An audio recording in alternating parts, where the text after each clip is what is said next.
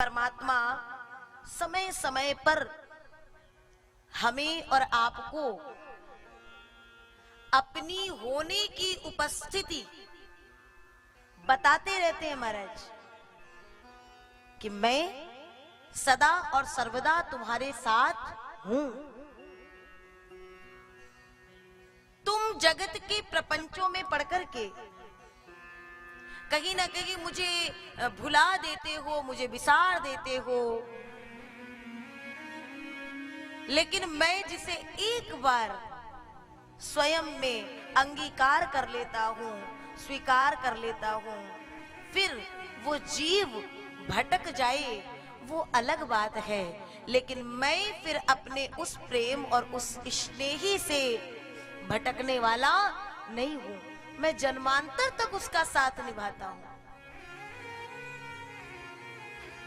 आज भगवान का जन्म है और हम जितने भी प्रसंग गाएं कहें, आप उनको सुनिएगा नहीं, अपितु यह जानकर के यहां बैठिएगा कि ये कथा या कोई कहानी नहीं, अपितु यह समस्त प्रसंग हमारे आपके सामने चरित्रार्थ हो रहे हैं। फिर देखिएगा कि कहीं ना कहीं आज के इस प्रसंग में आपको श्री कृष्ण की अनुभूति होगी। ये मेरा पूर्ण विश्वास कह रहा है।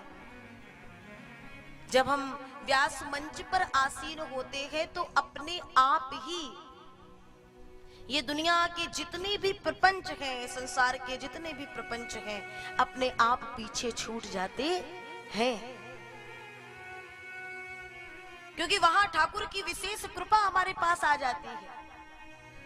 लेकिन हम कृपा से वंचित क्यों रहते हैं? जैसे कि एक नदी के किनारे एक लकड़ी पड़ी हुई है और 3 लोग हैं जो उस लकड़ी को लेना चाहते हैं।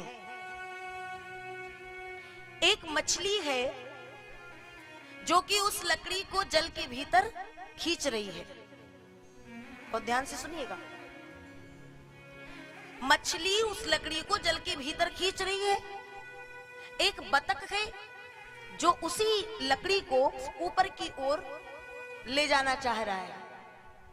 और तीसरा है कछुआ जो उसको उसी भूमि पर खींच रहा है।